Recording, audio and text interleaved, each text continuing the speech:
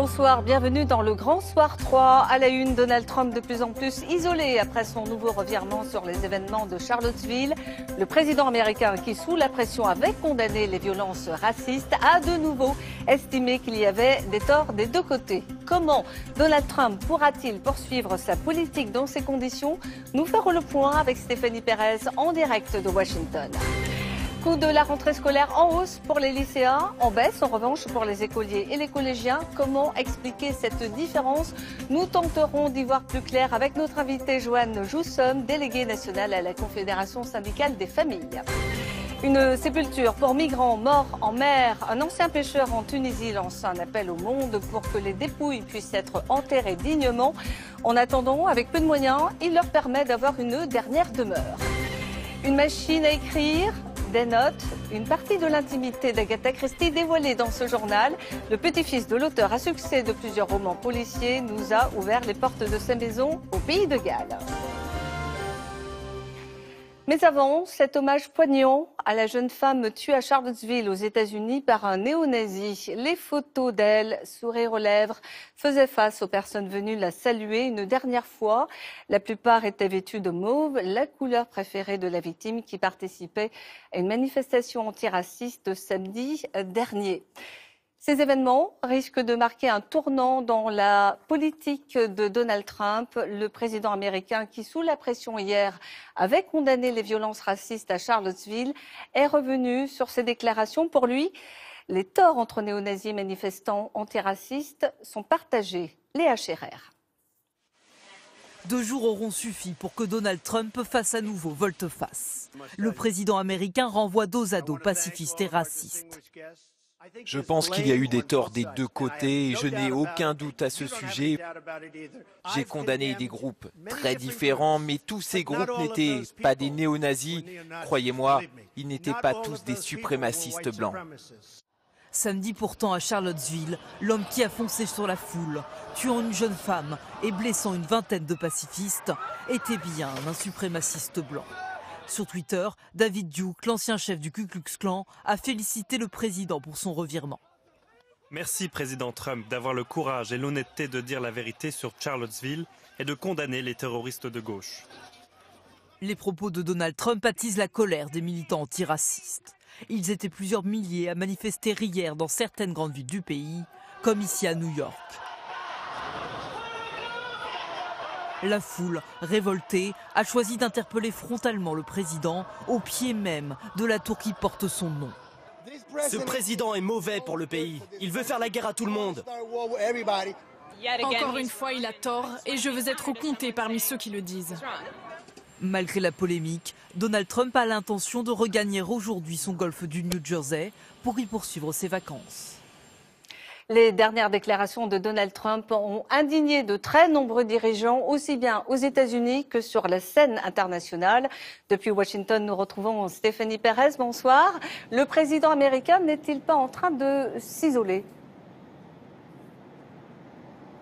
Ce qui est sûr, c'est que pour certains, il a bel et bien franchi la ligne rouge et ceux qui viennent de le quitter publiquement, de le lâcher publiquement, eh bien, ce sont les grands patrons qui le conseillaient économiquement. 8 grands chefs d'entreprise, de groupes pharmaceutiques, d'alimentation, d'habillement, eh bien, ont démissionné de leurs fonctions depuis dimanche. Ils préfèrent se démarquer du président qui, selon eux, divise le pays actuellement plutôt que de le rassembler. Ces mêmes patrons qui, il faut le rappeler, se félicitaient pourtant de l'élection de Donald Trump. Alors pour Donald Trump, c'est un coup dur et les critiques tombent de toutes parts, vous l'avez dit, de son propre camp républicain, mais aussi de l'extérieur. Puisqu'on a entendu aujourd'hui la première ministre britannique, Theresa May, le corriger. Non, Donald Trump, dit-elle, on ne peut pas comparer, mettre sur un pied d'égalité les violences commises par les groupes néo-nazis et les groupes anti-racistes. Donald Trump donc isolé, mais il persiste et signe, il l'a redit aujourd'hui, il ne regrette absolument pas ses remarques. Merci Stéphanie Pérez, donc en direct de Washington. Retour en France. Avec un passage obligé pour tous les parents qui ont des enfants scolarisés, à savoir l'achat de fournitures pour la rentrée des classes. Cette année, le budget est revu à la hausse pour les lycéens. Il est en revanche en baisse pour les collégiens et écoliers, selon une enquête de la Confédération syndicale des familles. Julien Bigard. Plus vos enfants sont grands, plus la rentrée va coûter cher en fournitures scolaires. Pour un lycéen de la filière générale, il faut débourser 400 €. C'est encore plus pour une filière technique, 600 €. Un budget en hausse de 2% par rapport à l'an passé, notamment en raison des tenues pour les cours de sport, comme les chaussures. En revanche, pas d'augmentation pour les plus jeunes, une première depuis 10 ans. Exemple, pour un enfant rentrant au CP, 150 € à payer à la caisse. Pour les collégiens, 350 €. C'est 2% de moins que l'an passé. L'une des explications, les parents recyclent les articles des grands frères et sœurs comme les calculatrices, plus souvent que l'an dernier. Les familles se détournent aussi des articles les plus onéreux. Et avec nous sur ce plateau, Joanne Joussom, bonsoir. Vous êtes déléguée de la Confédération syndicale des familles. Finalement, le coût de la rentrée scolaire, ce n'est pas si mauvais pour les familles. Alors, ce n'est pas si mauvais au niveau donc de l'école élémentaire, au CP et au CM, et puis au niveau du collège où le coût de la rentrée scolaire, comme on le constate dans notre étude, a diminué autour de 2%. C'est plutôt une bonne nouvelle. Alors, c'est plutôt une bonne nouvelle et il y a des explications à cela. Effectivement, les familles de plus en plus réutilisent les fournitures d'une année sur l'autre, elles font l'inventaire. Donc ça, c'est un comportement que nous saluons à la Confédération syndicale des familles. Et ensuite, notamment au niveau du collège, les dépenses par rapport au numérique commencent à être amorties. C'était le grand plan pour le numérique en 2015 qui avait été lancé. Et c'est vrai que pour beaucoup de familles, ça a représenté un coût massif à la rentrée 2016 et à la rentrée 2015. Et en 2017, c'est moins vrai. En revanche, cela augmente énormément pour les lycéens. Que préconisez-vous pour diminuer la facture pour ce type d'élèves ? Alors, nous, ce qu'on préconise, on en parlera, je crois, dans un second temps, c'est une meilleure modulation de l'ARS, mais on est aussi favorable à la mise en place d'achats groupés. Pour ça, il faut une entente entre le lycée et les parents pour savoir quels sont les produits dont ils ont besoin. Pour ne pas faire de doublons, type compas, stylo, calculette et autres, et que ça ait une véritable utilité finalement. On va revenir justement, vous parliez de l'ARS, l'allocation de rentrée scolaire. C'est pour aider les familles les plus modestes. Donc cette allocation sera versée à partir de demain à près de 3 millions de familles. Cette prime leur permet de faire face aux nombreuses dépenses liées à cette période. C'est le cas d'ailleurs de cette famille qu'Alexandra Lay et Anas Robel ont suivi à Niort. On va regarder ce qui nous reste de l'année dernière pour les affaires de la rentrée.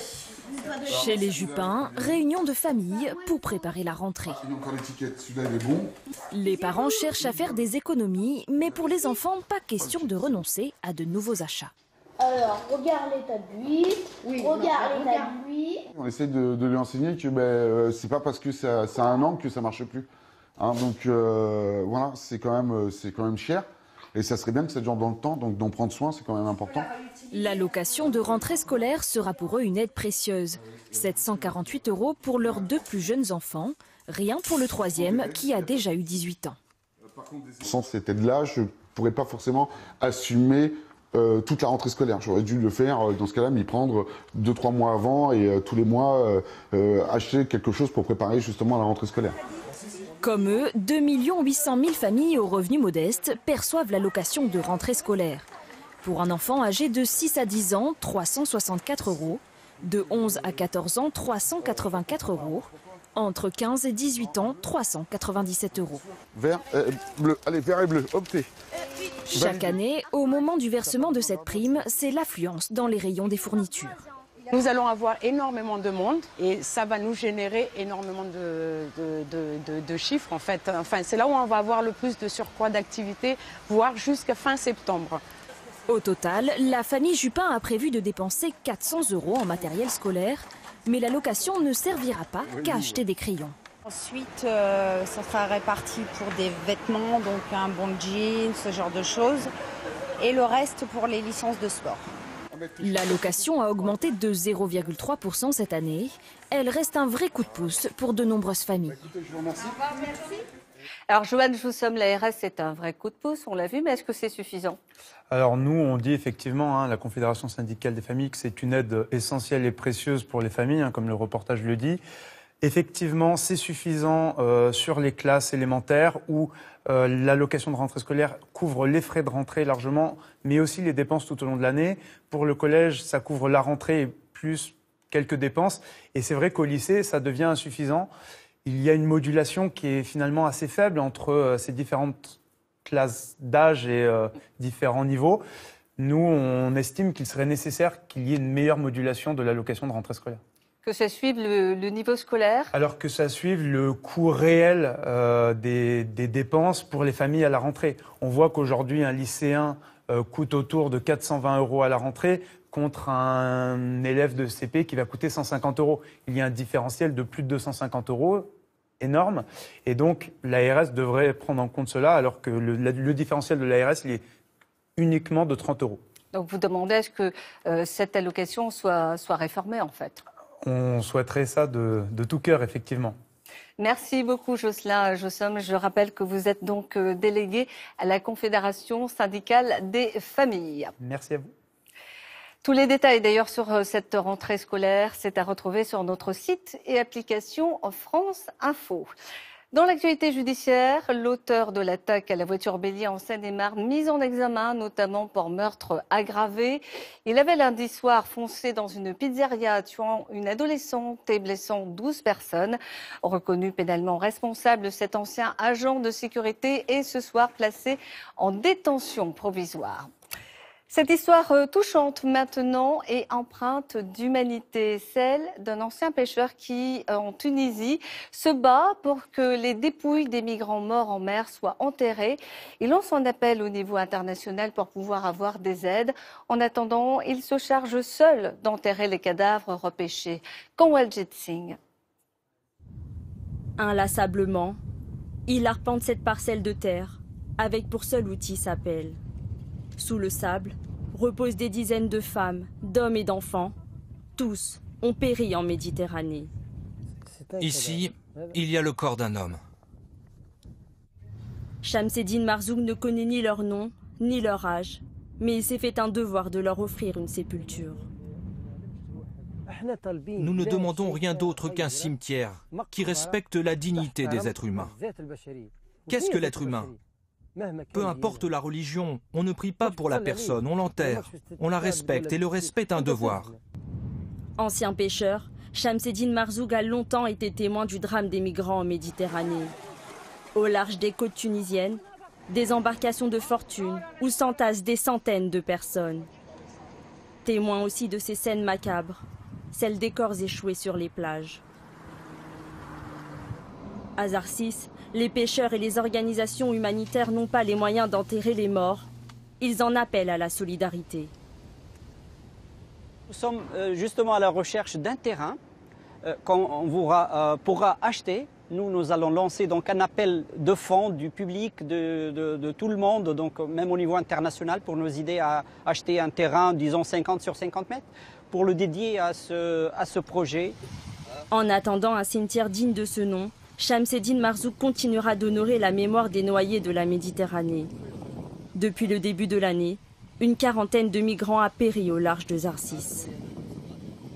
L'actualité chez nos voisins européens nous emmène en Belgique, en Grande-Bretagne, mais avant, direction la Suisse où un hôtel a déclenché une vive polémique en discriminant des clients. L'Eurozapping, Géraldine Delager.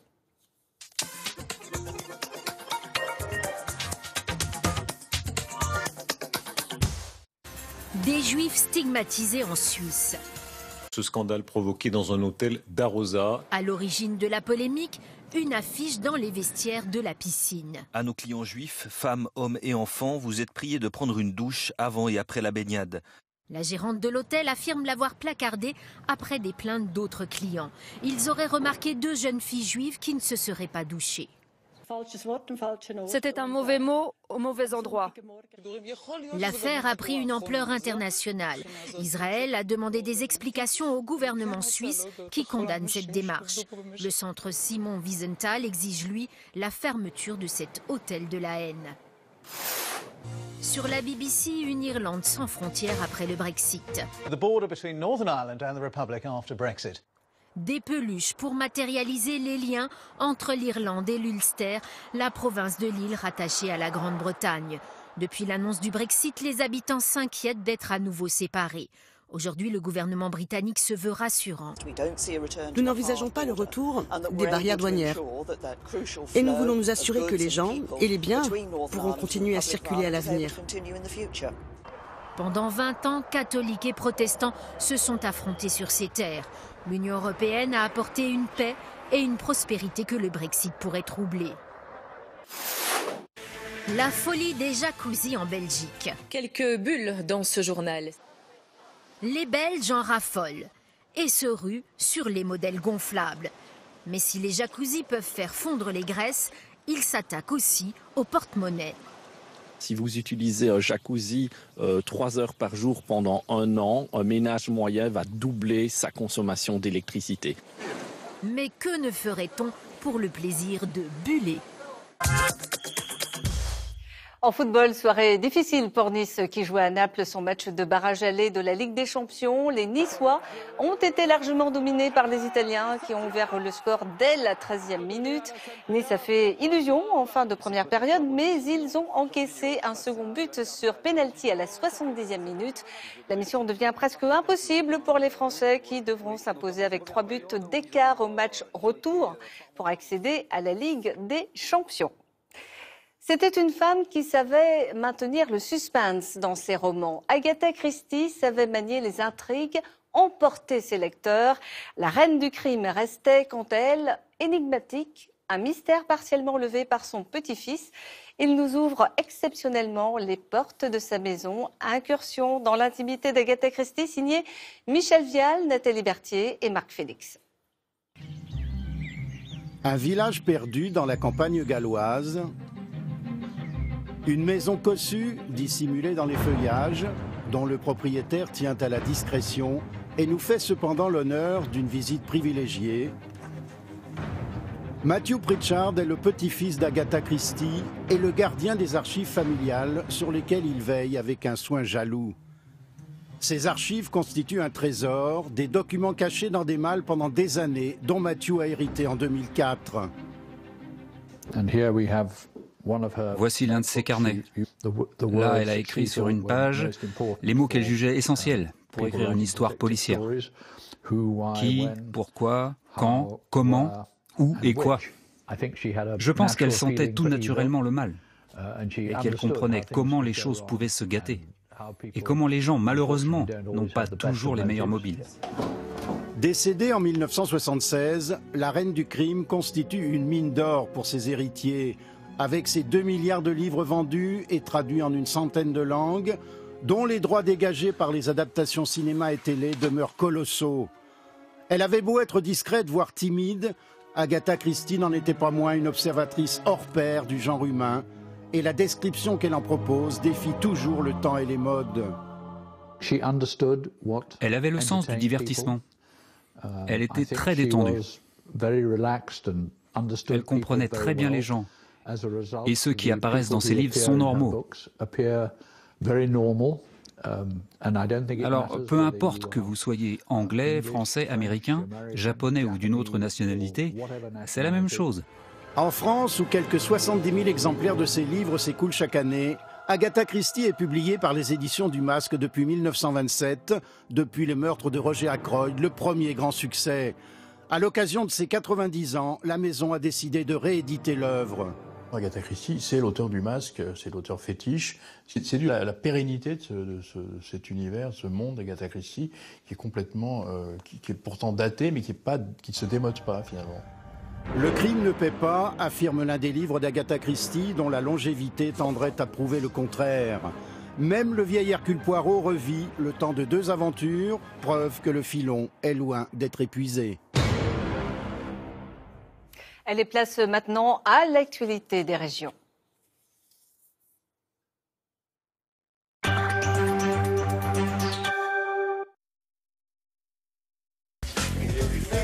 Derrière le bar, Gilles, facteur et adjoint au maire de Fèche-le-Châtel, près de Montbéliard. Dans les vrais bars, ils ont déjà tout prévu d'avance. Mais bon, apparemment, ça fait plaisir de nous voir checker. Les conseillers municipaux et les adjoints de cette commune de Franche-Comté se sont transformés en serveurs pendant quelques heures pour ouvrir un café éphémère. Objectif, conserver la licence 4 que la mairie a rachetée au dernier bar du village. Pour la garder, on a une obligation de l'ouvrir, au moins une semaine tous les 5 ans. Mais nous, on a décidé de l'ouvrir tous les ans. Le café va donc ouvrir 2 ou 3 jours par an. C'est un devoir de citoyen, c'est comme beauté, de venir boire un café. Enfin, moi, c'est pas un café, mais ça fait... Les fonds récoltés lors de ces apéros communaux iront dans les caisses du comité des fêtes et aideront à financer les subventions aux associations. Non, vous ne voyez pas double. Tous les 15 août, les jumeaux triplés ou quadruplés se retrouvent à Plocadoc, une commune de 1800 habitants dans le Morbihan. C'est la 24e édition de la fête des jumeaux. Les 2 et plus ont entre quelques mois et plus de 80 ans. Maman nous faisait la couture, nous habillait pareil. Tous les costumes. Ils viennent déguisés ou pas, pour la première fois ou depuis des années. Au quotidien, c'est un peu le regard des autres. C'est un peu être regardé comme des bêtes de foire. Pendant cette journée, les duos se croisent et avec eux, leur lot d'histoire. Nous sommes originaires du centre Bretagne et nous sommes aussi bretonnants. Nous pouvons vous parler en breton si vous voulez. Ce rendez-vous des jumeaux en Bretagne est connu dans le monde entier. Bonjour madame, je peux me permettre de vous faire une bise? Voilà. Et votre prénom, c'est comment? Christiane. Christiane, moi c'est Christian. Ah, on était fait pour se rencontrer. C'est une grande première pour Christiane, résidente dans une maison de retraite de Beaucourt, dans le territoire de Belfort. La voilà partie pour une balade en sidecar. Une promenade de 10 minutes à 50 km/h avec Christian, le pilote. Christian, il est formidable. Il a vraiment conduit, moi, très bien. Elle me dit, ah mais je sursaute de temps en temps. Et je lui ai expliqué que c'était les plaques d'égout comme dans une voiture. Et donc c'est vrai qu'il y a des soubresauts. C'est lui qui a eu l'idée de lancer ses Papy et Mamie Runs, des sorties entre des sidecaristes et des personnes âgées. Grâce à cette initiative, 15 pensionnaires de la maison de retraite ont déjà fait leur première balade. Il y a les sportifs qui gravissent les 420 marches qui mènent au sommet en courant. Un très bon terrain d'entraînement. Alors que ça soit au niveau du terrain, mais c'est aussi après par rapport au paysage. Été comme hiver, nous on vient ici. Et les familles qui grimpent ici à Haillicourt, près de Béthune, pour la première fois. Génial, très belle vue et tout. Ça vaut le coup d'œil. À 180 mètres d'altitude, la vue sur le bassin minier fait décoller. Il faut dire que vous êtes ici dans le pays à part. Il est intéressant et le dénivelé est intéressant. Oui. Maintenant, il est fort pentu, donc c'est ça qui est un peu peut-être compliqué, mais sinon, chouette. Les terris sont des collines artificielles issues de l'accumulation de déchets miniers. On en recense 330 dans les Hauts-de-France. C'est parti! Des étudiants en histoire de l'art, devenus coachs sportifs le temps d'un après-midi, proposent des visites d'un nouveau genre. Marche rapide à l'emplacement de l'ancien Louvre médiéval. Danse classique côté Seine, devant la façade construite sous Louis XIV. Qu'est-ce que vous enseignez là, tout de suite là? La danse classique, on essaie quelques mouvements de danse pour rappeler justement Louis XIV et son goût de la danse. Il a élevé la danse à un niveau de démonstration de pouvoir. Tous les rois dansaient en cour, mais lui, il a fait des grands ballets royaux. Ici, avec le sport, on remonte le temps. L'activité physique offre une nouvelle porte d'entrée culturelle. C'est aussi quelque chose qu'on peut faire en famille. Et ça, c'est vraiment ce qu'on recherche, c'est-à-dire faire que le plus possible de publics qui ne sont pas nécessairement familiers de la culture prennent ce chemin d'une découverte, d'abord amusante, ludique et conviviale. Le Louvre en mouvement est une initiative élaborée dans le cadre de Paris-Plage, un concept qui apparemment séduit les vacanciers. C'est vrai qu'on n'a jamais fait les extérieurs, donc c'est très intéressant. Et puis en plus, c'est bien expliqué. Je ne veux pas, en rentrant ce soir, être courbaturée et être en plus mauvais état que je ne suis partie. Mais je trouve que l'idée est originale. Une fois l'entraînement terminé, les participants décrochent une entrée gratuite au musée pour continuer la visite à l'intérieur et de façon plus classique. Le Louvre en mouvement se prolonge jusqu'au 3 septembre. Eh bien, on vous offre des places pour le musée du Louvre, qui sont valables jusqu'au 30 septembre. La revue de presse maintenant, le magazine Elle fait sa une sur Brigitte Macron, une interview exclusive où elle revient sur sa vie à l'Élysée, ses engagements et son histoire. Le quotidien Les Échos titre sur les impôts et la surtaxe qui menacent les grandes entreprises. Il s'agit pour Bercy de trouver 4 milliards d'euros. Et puis Le Figaro fait le point sur les Européens qui reviennent du djihad. Ils sont selon un rapport entre 1200 et 3000. La photo du jour nous plonge dans le grand bleu. Pierre Frolat, quadruple champion du monde d'apnée, teste une combinaison pour voler, mais sous l'eau. Cet habit de Batman en néoprène n'est pas destiné à être commercialisé. Il représente une liberté ultime captée par le photographe Boris Horvat pour l'AFP. Merci de votre fidélité. Retrouvez Émilie Trennen-Guyenne demain pour le 12-13. Vous pouvez réagir et continuer à suivre l'actualité sur les réseaux sociaux Facebook et Twitter. Bonne fin de soirée et à demain.